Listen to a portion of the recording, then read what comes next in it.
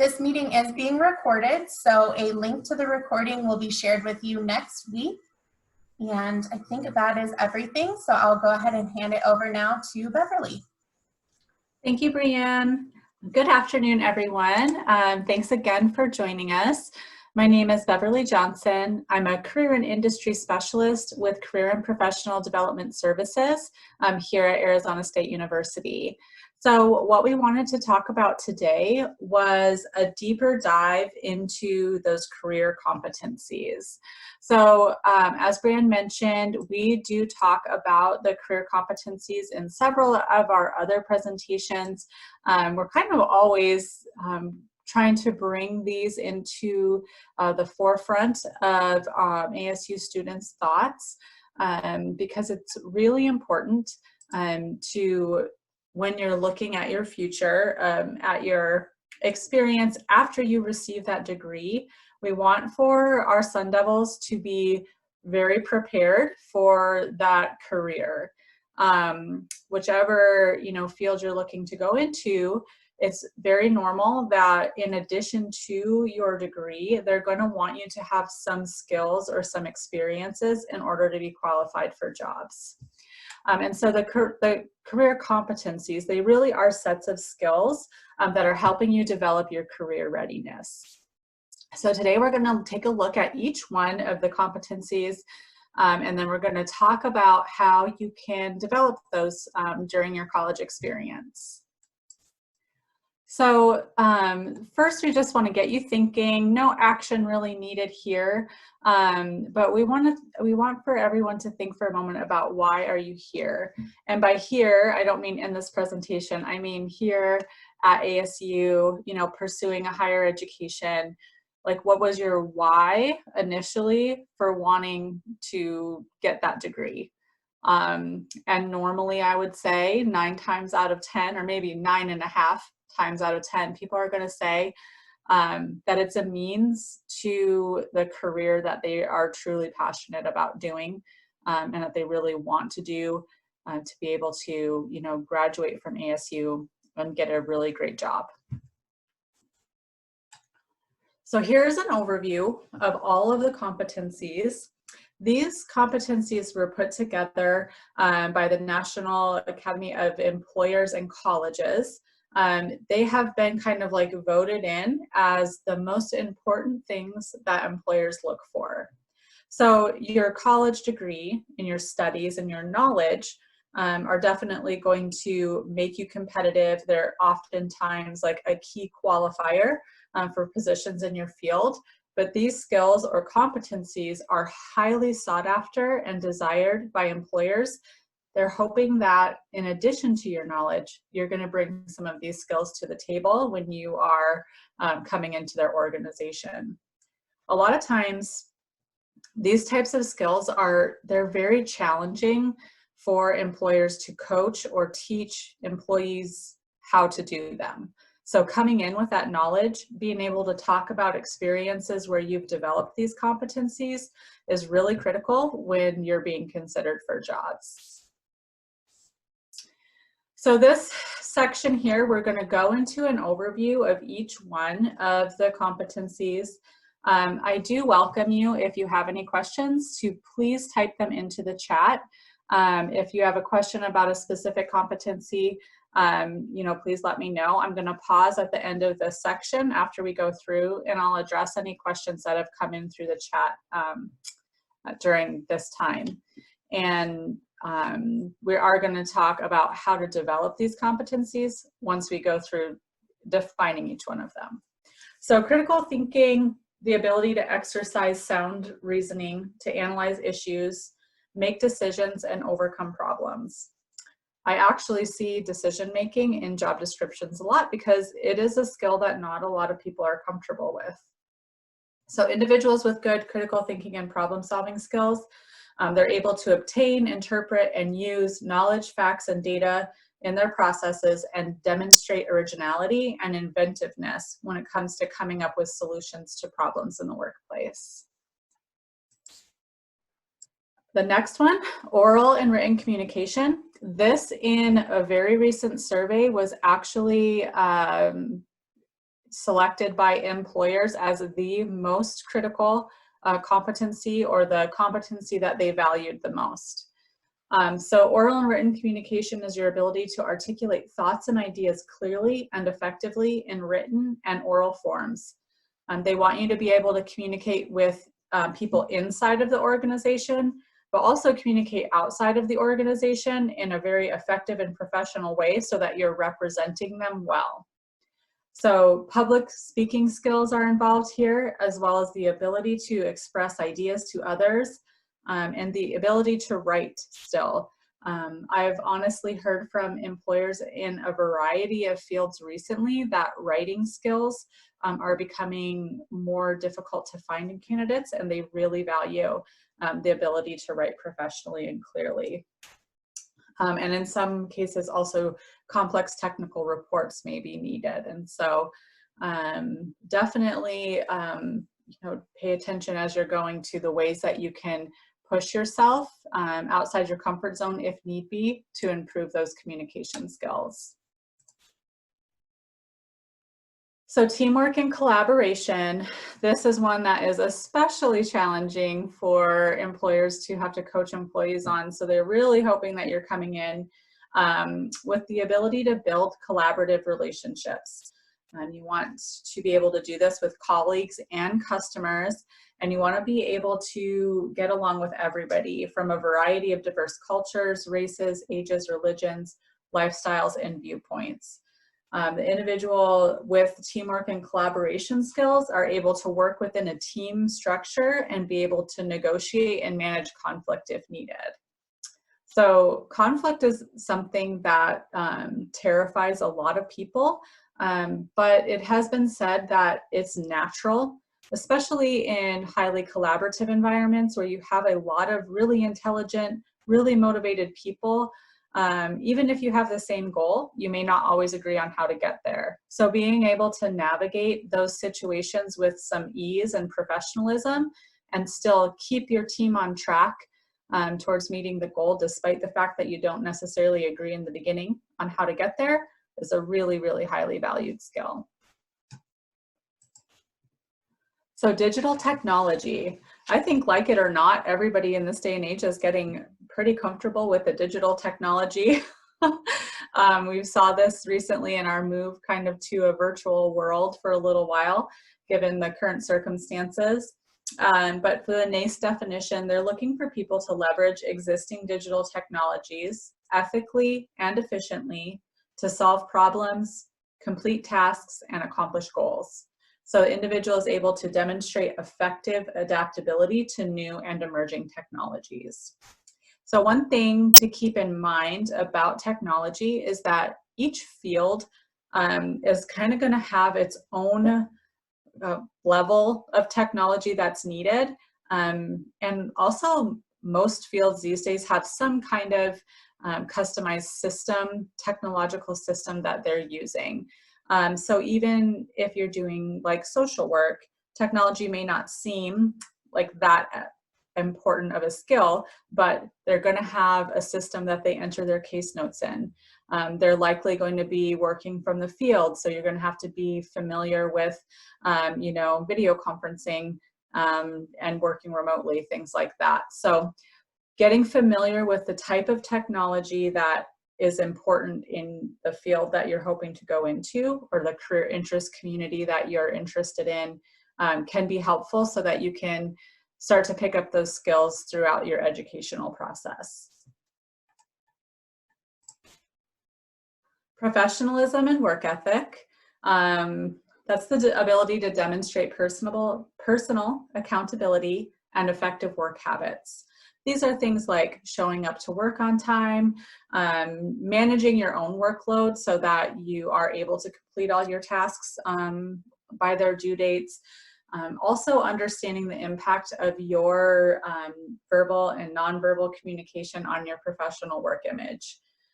So individuals with professionalism and work ethic, they demonstrate ethical behavior, act responsibly with the interests of the larger community in mind. And a big part of this is how you handle when you make a mistake in the workplace or when you get constructive criticism or feedback in the workplace. So I think a lot of supervisors and managers, they want someone who is going to take the feedback that they're given and take it positively and turn around and effectively make changes from it. And then someone who's accountable if they do make a mistake. So everybody makes mistakes, especially when you're new to a job and you're still learning about it. So the way that you handle that is actually way more important than the fact that you made a mistake. So being accountable, being apologetic when necessary, and then learning from the mistake and moving forward.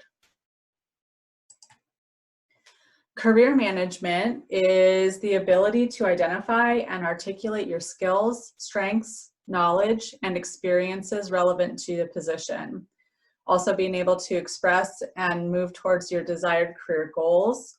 Identify areas for professional growth, and being able to navigate and explore your different job options, understanding and taking steps necessary to pursue opportunities, and self-advocate for those opportunities in the workplace.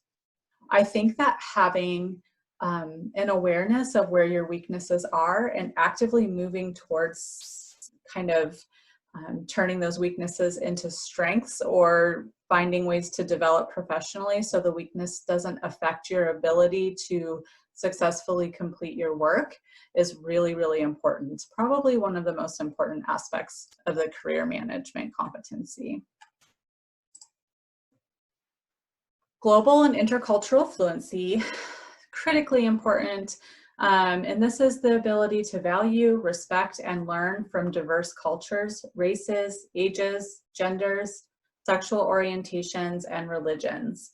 So people who demonstrate global and intercultural fluency, they're open-minded, they want to create an inclusive environment for their peers, and they're sensitive in the way that they interact respectfully with all people, and understand that we all have differences, and it's really the diversity of our groups that makes us strong, and really valuing and respecting that and being able to demonstrate it.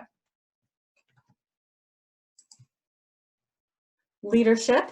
So this one, it can be confusing to people because I think a lot of people, they equate leadership with a title, thinking that you have to be a manager or a director to be a leader, and that's really not the case. And leadership is really about the ability to leverage the strengths of others to achieve common goals, to use your interpersonal skills to coach and develop others, and able to assess and manage your emotions and those of others. So using empathetic skills to guide and motivate and to organize, prioritize, and delegate work.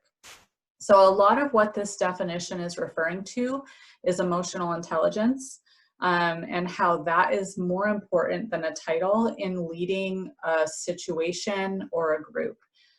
So opportunities for leadership throughout the college experience might be a group project, it might be volunteering. So this is one of those ones that we don't want current students to shy away from leadership. Want you to look for those opportunities in unique places, in ways that you can, figure out how to guide and lead a team of people to achieving a common goal.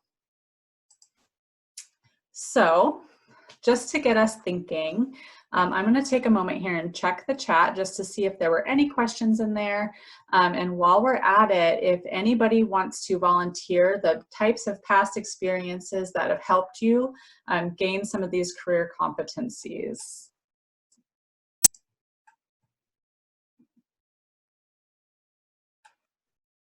Okay, so no questions yet. Like I said, please feel free if you want to share in the chat here any ideas for those past experiences that you've had where you may have developed some of these. That would be great. In the meantime, I'm going to move forward if there's no questions. So, okay, this is great. So thank you, Van, for your questions.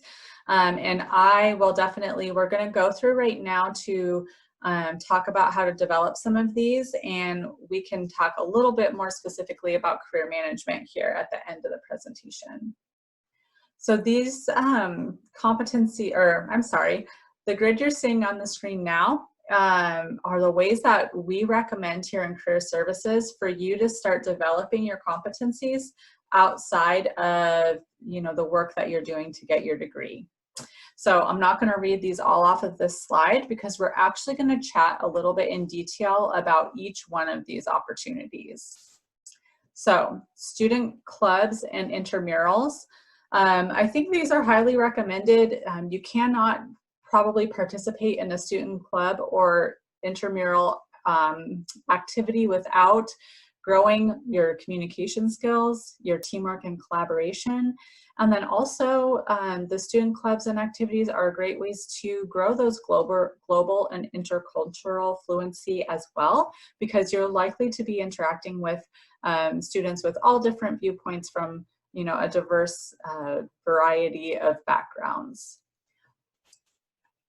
Professional organizations. So regardless of where you're wanting to go, like I'm not sure if any of you have sat in on the career interest community conversation, but regardless of the field of work that you're wanting to do once you get your degree, there is likely a professional organization that is tied to that. So doing a little bit of research now while you're still in school is a great way to find these professional organizations, become a part of them, and then you may have opportunities for service built in, but regardless of that, you're definitely going to be getting some industry knowledge that you wouldn't get anywhere else. And this knowledge will be coming from working professionals who are out in the industry, which is the most valuable place really to get it. There's a million places to research and try to find this type of information, but hearing from professionals in the industry really is the most effective way. Also, a lot of professional organizations offer student chapters of their organization, and so that's something to look into as well. So student activities, we at ASU are constantly offering just a plethora of different types of activities. These, I think, really just enrich your college experience, but they help you to explore your interests as well and build up some of those competencies. So we highly encourage everyone to get as involved as possible with the student activities. Right now, there's a huge push for still continuing to offer a variety of activities in the fall. Just keeping in mind, the social distancing and safety criteria. Excuse me. So next we have community service. Excuse me. So community service is honestly, if I'm being biased, one of my favorite ways to build up the career competencies. I think through volunteering and providing service to your community, you definitely will find those opportunities to exercise some leadership. You'll always be working on that teamwork and collaboration. You'll be likely working with a group of people, so you'll be needing to communicate. There's just so many ways and so many competencies that are developed through community service. That is one of the ones that I really recommend. Right now there are a ton of virtual opportunities for volunteering that are definitely worth looking into. And then Changemaker at ASU is another great way to get involved. So looking into what Changemaker is doing, what they're seeking volunteers for, whether you decide to go and commit to like a long-term, kind of almost like a job of volunteering, like on a regular basis, or you do like one-time volunteer activities. They're just great all the way around.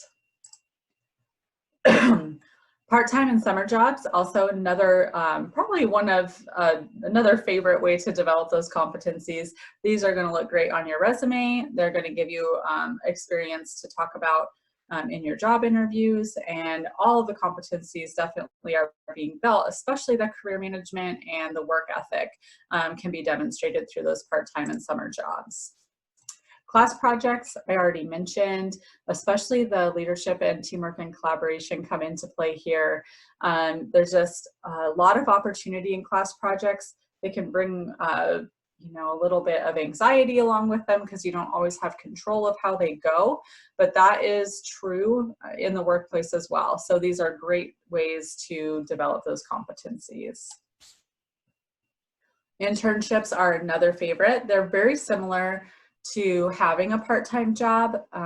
However, with an internship, they could be paid or unpaid, and they could be required for part of your program. And even if they aren't, you can pursue an internship on your own. They're normally, I would say most commonly, they're available to current college students, and there should be some learning component to it. So in addition to, you know, gaining the skills, you're also learning. And this is another one, along with the community service and the part-time jobs, where you're making connections, you're building the competencies, and these experiences look amazing on your resume and can really make you more competitive once you receive your degree and you're, you know, getting ready to search for your job. Study abroad. I think the most obvious competency that comes to mind when study abroad is that cultural, global and intercultural fluency. However, when you really think about it and when you talk to students who have had these experiences, they talk a lot about problem solving and critical thinking, about the communication that's required when you may be, you know, someplace that they don't speak your language as a first language. So there's just a whole plethora of experiences that come through study abroad that often you won't think of until you talk to somebody or you have the experience yourself. Different ways to build the competencies through that. Not to mention that it's just fun and exciting. So highly recommend. Service learning, very similar to an internship, but they might have more parameters for it.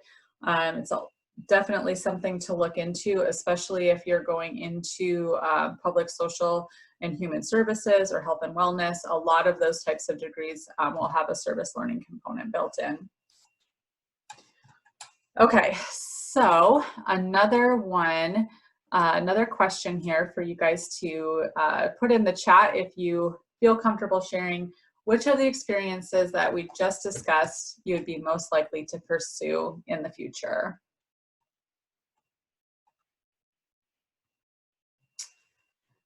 So while you guys go ahead and type that into the chat, so I'm going to move forward and we will get to the questions here in the end, I promise. So see some people looking to volunteer or to complete an internship. I love that. Great ideas. All right, so we wanted to touch briefly on the career development process. And as you can see in this graphic, that there are arrows that make this a continuous circle. And that is because I don't think that the career development is just a one-time process. You don't do these things and get into a career you love and normally just sit there, right? You could revisit this process multiple times throughout your life or on a continuous basis.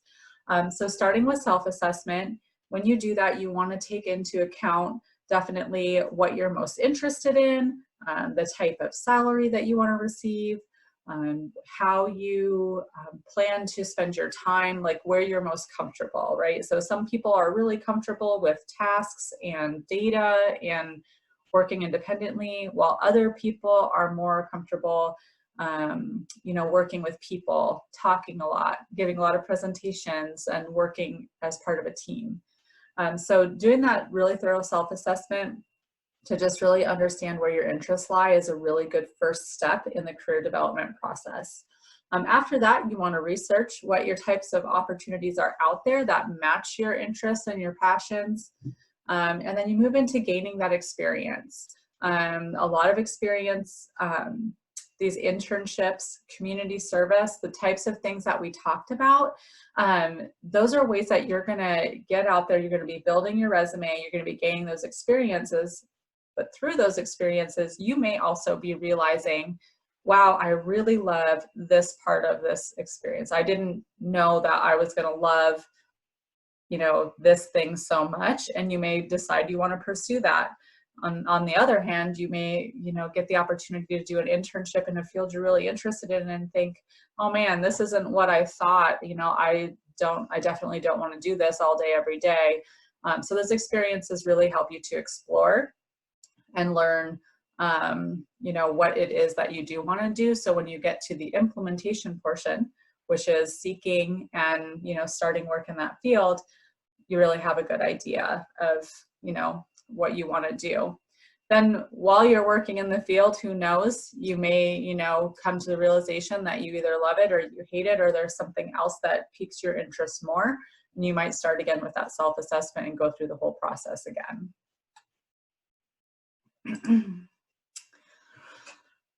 So an overview, we want to do plenty of exploration while you're still pursuing your degree. This is the time to do it.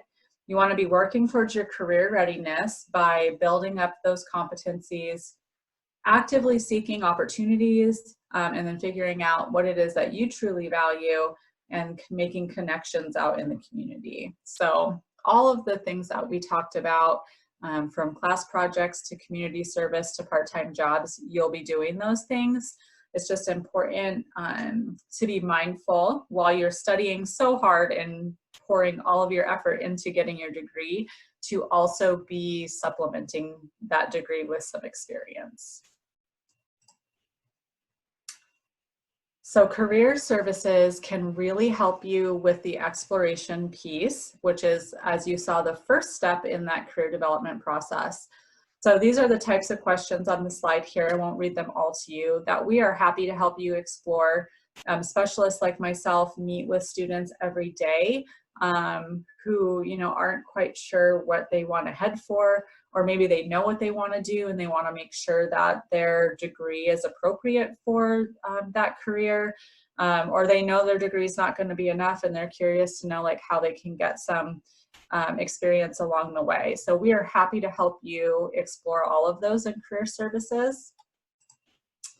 We also offer a ton of workshops and webinars just like this one. We offer these types of experiences throughout the year. So if you keep your eye on the Handshake events tab, you'll see, you know, things pop up that might interest you.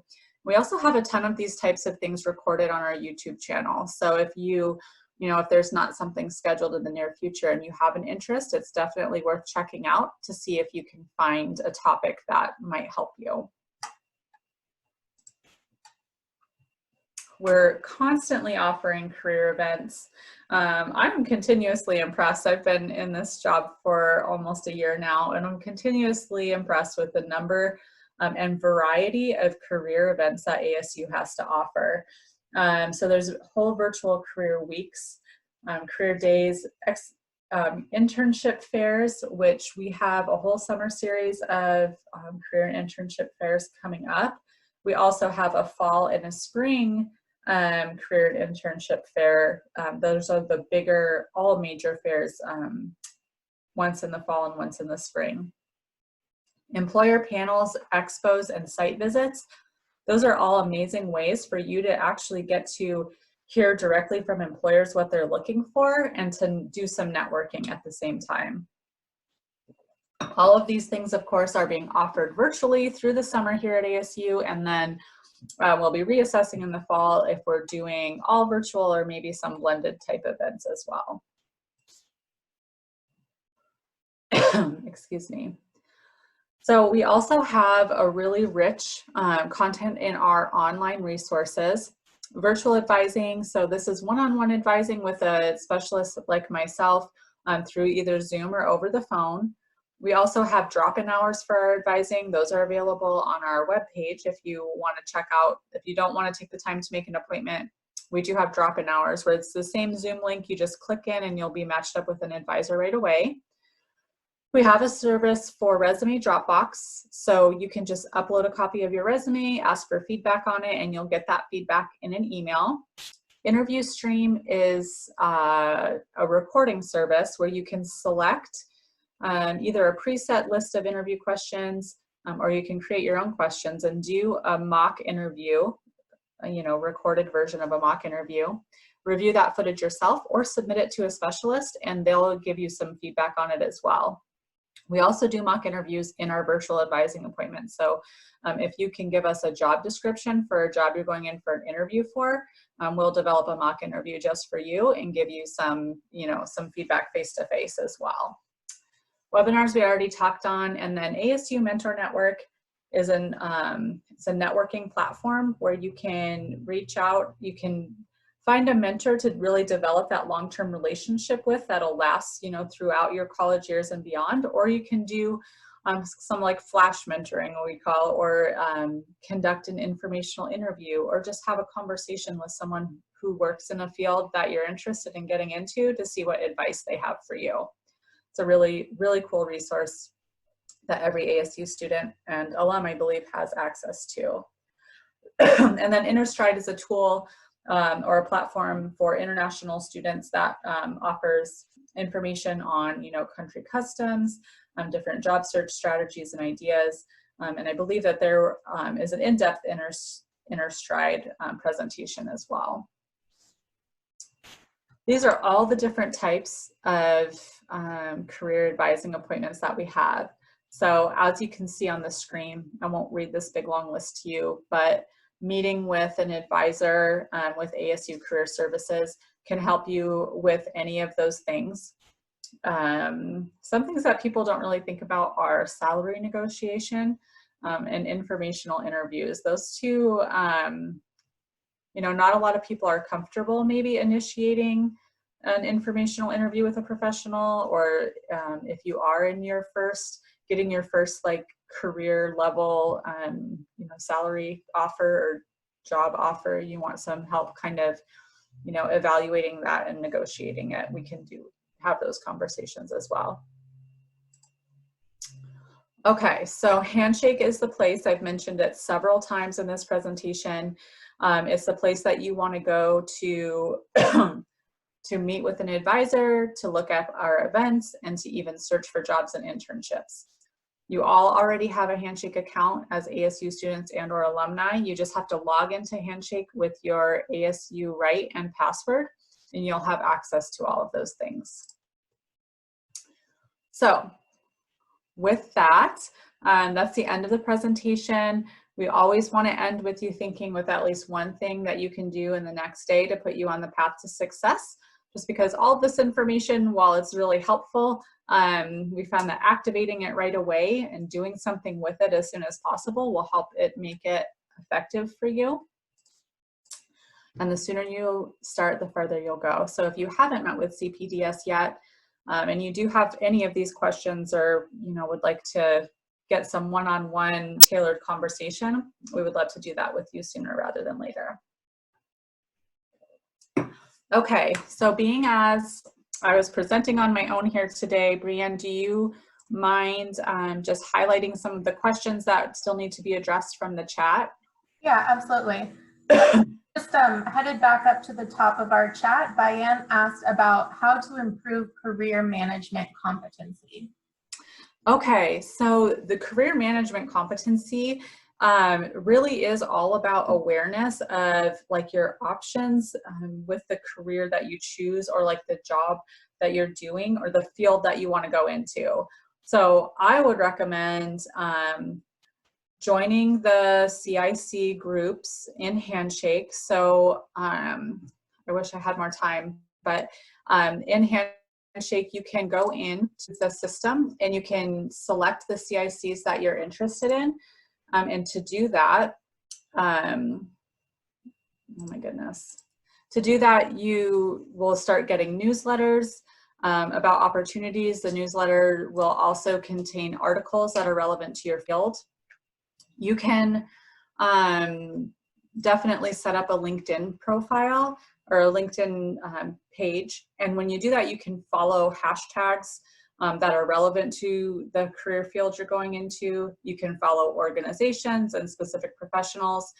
Then your LinkedIn feed becomes kind of like a customized industry knowledge bank, right? So just being aware of the opportunities that there are in your field. knowing if you're in an entry-level position, where you want to ultimately go from there and how to get there can be helpful. So this is another one of those things that we would love to chat with you about as far as an exploration appointment goes, to make sure that you're aware of the opportunities and how to advocate for yourself, and kind of how to propel yourself forward once you get into that field. Great question, thank you.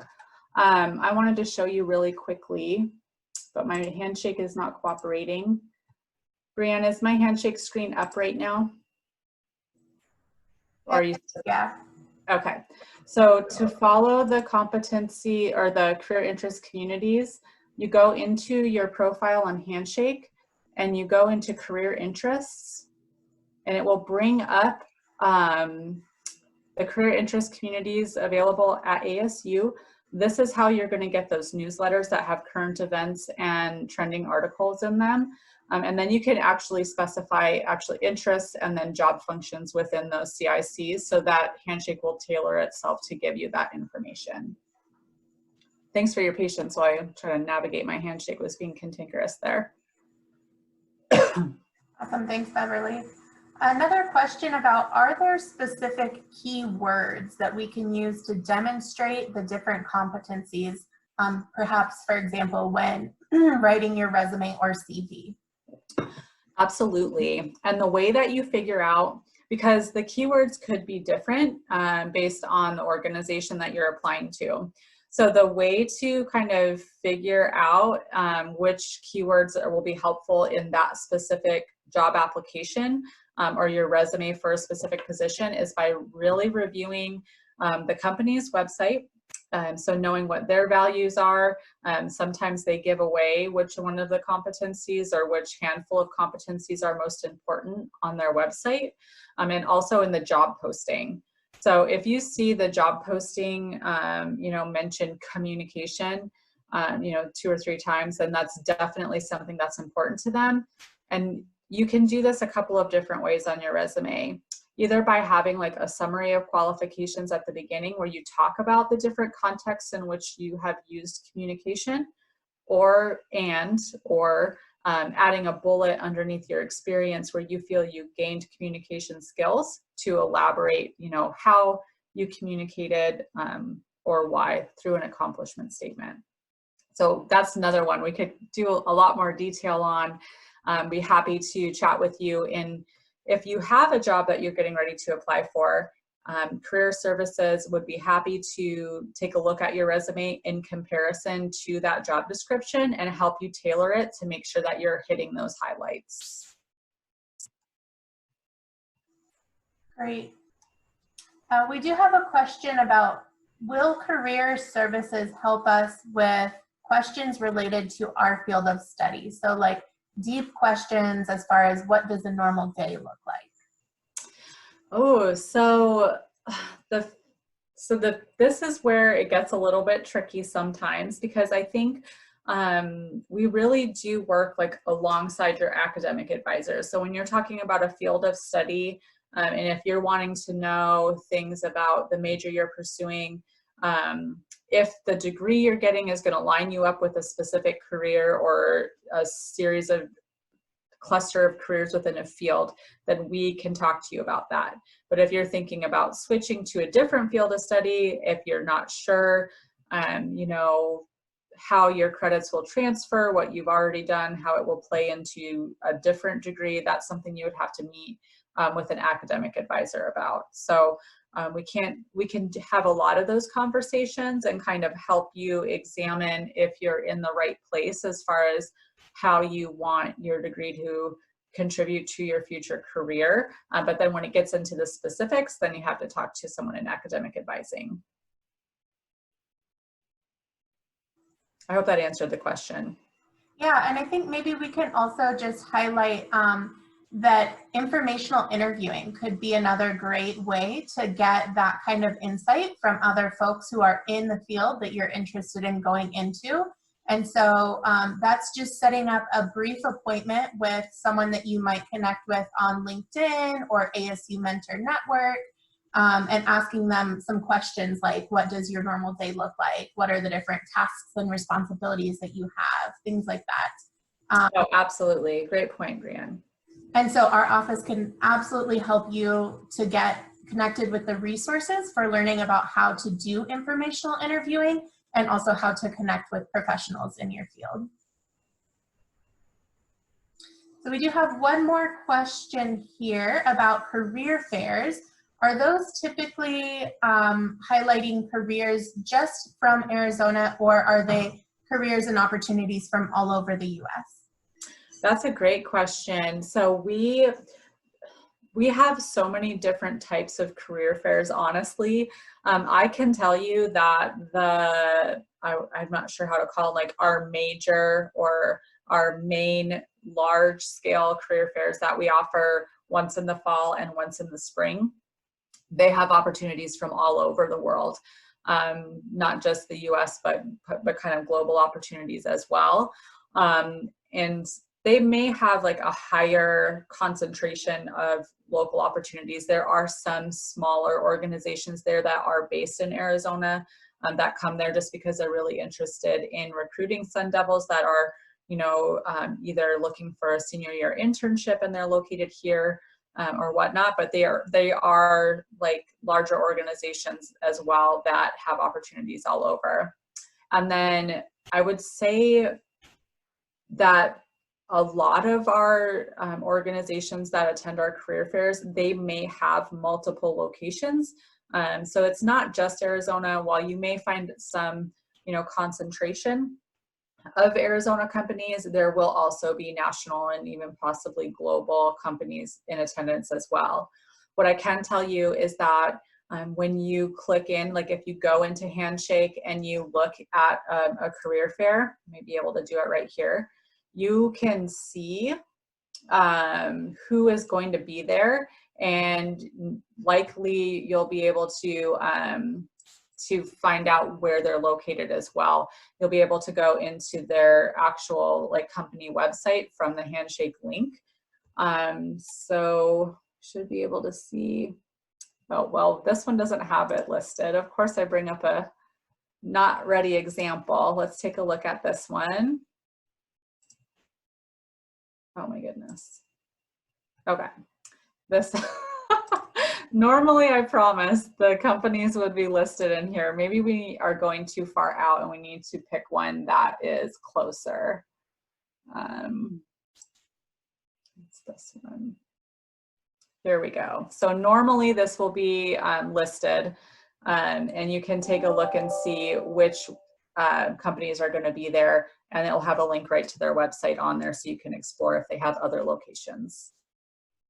Thanks for your patience while I went through that. Thanks, Beverly. So that is it. That has answered all of the questions that have come in through our chat box so far. So we'll just go ahead and wrap up. I want to thank you one more time, Beverly, for a great presentation. I want to thank everyone who attended this presentation today. Just as a reminder, this is being recorded, and so a link to the recording will be sent out next week. Sutna asked about making appointments with career advisors. So just a reminder for everyone that if you want to follow up on any of this and schedule some time with a career and industry specialist, you are able to do that through Handshake. So once you're logged in, just right up there at the top where Beverly's showing us in the Career Center, you'll be able to schedule appointments. And we don't currently offer in-person appointments, but this is normally where you go to schedule on-campus, phone, or virtual appointments. All right, so thanks so much, everyone. Have a great rest of your day. Thanks, Brianne. Bye, everybody.